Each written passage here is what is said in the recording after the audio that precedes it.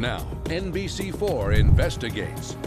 As construction crews clear land and pour the foundation of a multi-billion-dollar semiconductor chip factory in New Albany, NBC4 Investigates is tracking the progress of the Intel plant that promises thousands of jobs and the funding that is supposed to make it happen. Jamie Ostroff is here tonight with the update on the tax dollars helping this project along. Jamie?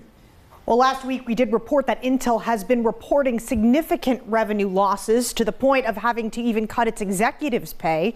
Well, now we have learned that the New Albany chip factory, announced in January of last year, has not yet received any government funding.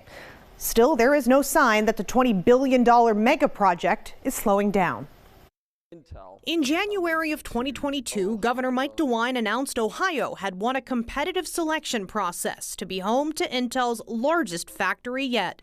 While state officials were adamant that it wasn't just the $1 billion+ worth of incentives and tax breaks that lured Intel to the Buckeye State, those incentives were a big part of the announcement. They included $600 million in grants and $690 million in infrastructure investments.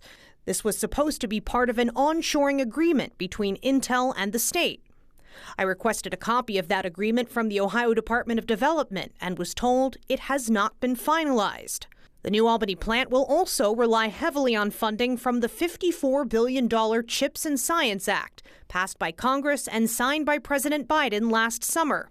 Adrian Elrod is the Director of External and Government Affairs for the newly formed CHIPS Program Office. As far as we're concerned, the deadline is ASAP. Again, we don't have any time to waste here. And what we want to make sure does not happen is that we have, a long construction process for some of these fabs. While the program is only just beginning to accept applications for funding, Elrod says no funding decisions have been made yet.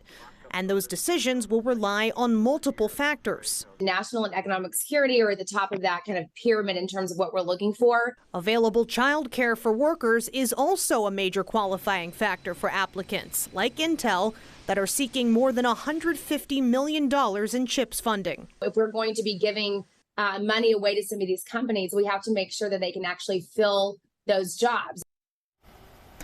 Now, Licking County is, by government standards, considered a child care desert. I asked Elrod about that, and we'll have her response tonight on NBC4 at 6.